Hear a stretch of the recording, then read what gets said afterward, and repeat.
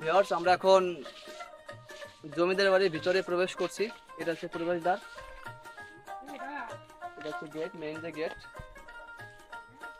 তো হাঁটে আসেন। জমিদার বাড়ির মেইন যে প্রবেশদ্বার, মেইন যে গেটটা, আমরা এখন মেইন গেটের সামনে, মানে বাড়ি ঢোকার যে মেইন গেট, মেইন গেটের সামনেই আমরা এখন। মনকে জং করে ফেলছেন তারা এখানে জং সারানোর জন্য চলে আসবেন। আসলে মনের জং সব দূর হয়ে যাবে, একবারে চকচক হয়ে যাবে। ভিতরে ঢোকার চেষ্টা করছিলাম, ভাই বলছে ভিতরে তেমন কিছু নেই, তো তাই আর গেলাম না, ভিতরে গেলাম না। আমরা এখন ড্রোন ফ্লাই করব।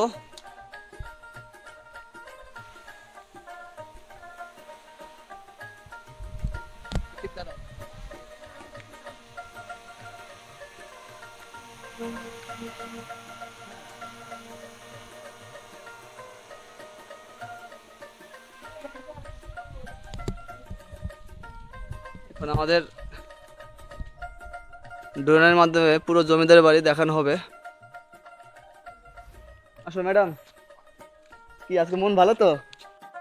মধুমতি নদীর অববাহিকায় গড়ে ওঠা জনপদ গোপালগঞ্জ রাজা বল্লাল সেনের আমলে জেলার পূর্ব সীমানায় হিন্দু ধর্মাবলম্বীরা প্রথম বসবাস শুরু করেন। ঊনবিংশ শতাব্দীর দিকে এই অঞ্চলটি রানী রাসমণির এস্টেট জমিদারি অন্তর্ভুক্ত ছিল, ফলে এখানে অনেক জমিদারি স্থাপনা গড়ে ওঠে। কালের আবর্তেতে জমিদারি প্রথা বিলুপ্ত হলেও তৎকালীন জমিদার কর্তৃক নির্মিত ভবনগুলো শত শত বছর ইতিহাস আর ঐতিহ্যকে বুকে নিয়ে সগর্বে দাঁড়িয়ে আছে। ইতিহাস থেকে জানা যায় উলপুরের জমিদাররা ১০০ গড় শরিক ছিলেন।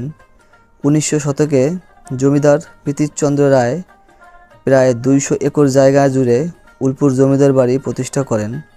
বাড়িটিতে নাটঘর, মেজবাবুর বাড়ি, ছোটবাবুর বাড়ি ও শ্মশান ছিল।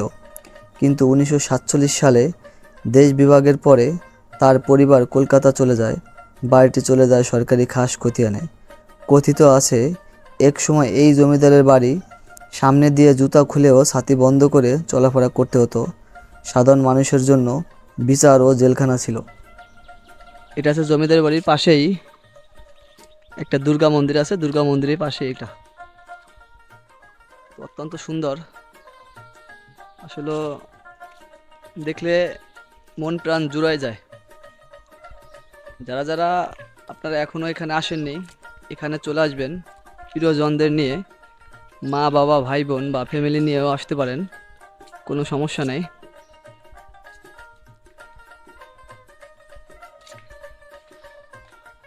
আমি আপনাদের পুরো মন্দিরটা দেখানোর চেষ্টা করছি।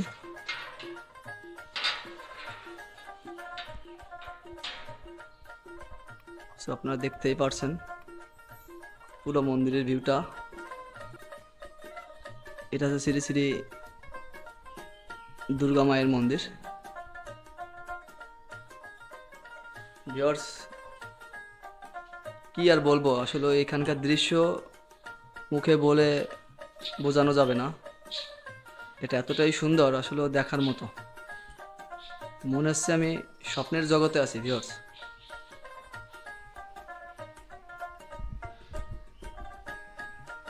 আসো মহারানী, আসো। তো আমার মহারানী তো খুব খুশি আজকে, তার এনে ঘুরতে আসছি। সে তো প্রচুর খুশি, প্রচুর। ছোট ছোট বাচ্চারা এসে এখানে দোলনা দিয়ে দোল খাবে, সেটা আছে। এবং এই দোলনার পিছনে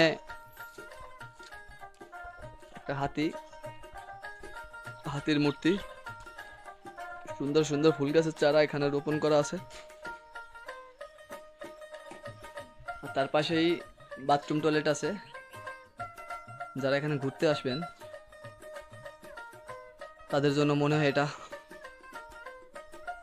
তার পাশে আছে আপনার ট্রেন। ছোট ছোট বাচ্চারা এখানে ঘুরতে পারবেন, বড়রাও ঘুরতে পারবেন, ট্রেনে চড়তে পারবেন।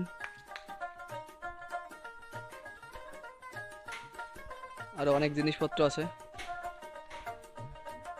আর আমার মনে হয় এই যে জমিদার বাড়ি, জমিদার বাড়ির ফ্যামিলির কেউ হয়তো হবে, তাদের ছবি বাঁধানো রয়েছে এখানে। আর এটা হচ্ছে green village park ticket counter. রাইডের টিকিট মূল্য ট্রেন রাইড 40 টাকা, প্যাডেল বোট 40 টাকা, রোপওয়ে 40 টাকা, হেলিকপ্টার 40 টাকা, ঘোড়া রাইড 10 টাকা, চেয়ার সিট 20 টাকা। অত্যন্ত নান্দনিক ভিউয়ার্স, খুবই সুন্দর।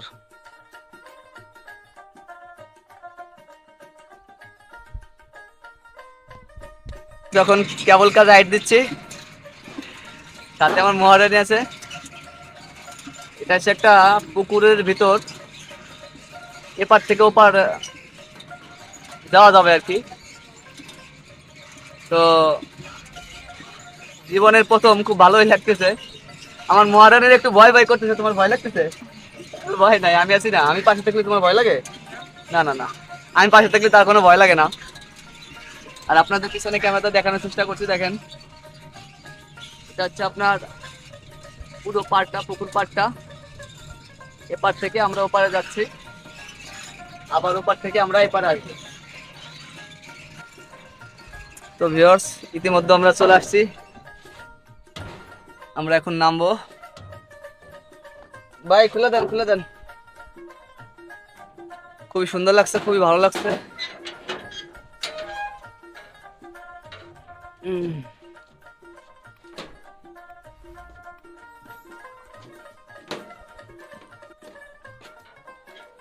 টাকা দেবো কোথায়? ও,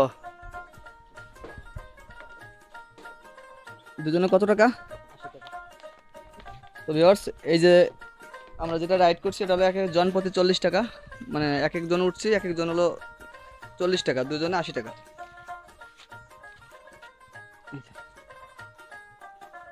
ঠিক আছে।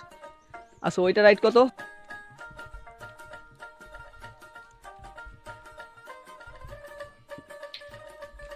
তো ভিউয়ার্স, জমিদার বাড়ির যে মেইন পুকুর বা পুষ্করণী, আসলে এটা সুইমিং পুলের মতোই।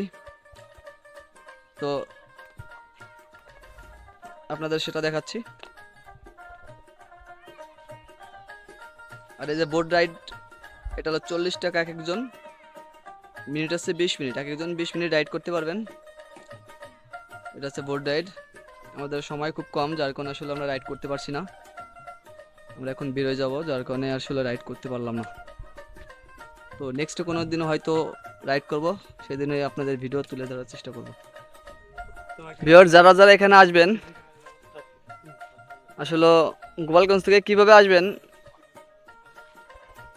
এই জমিদার বাড়ির ভিতরে এক ভাই, ছোট ভাই, সে আজকে বলবে। ভাই, তোমার নাম বলো। মোহাম্মদ মোহাম্মদ কি? মোহাম্মদ খান। মোহাম্মদ খান? খালি মোহাম্মদ বললা কেন তাহলে?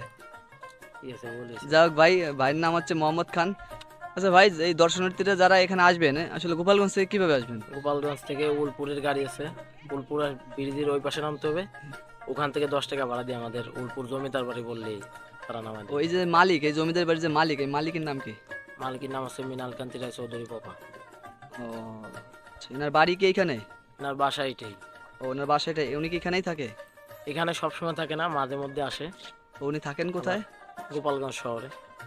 ও, যাই হোক ভিউয়ার্স, যারা যারা আসবেন তারা তারা সোজা চলে আসবেন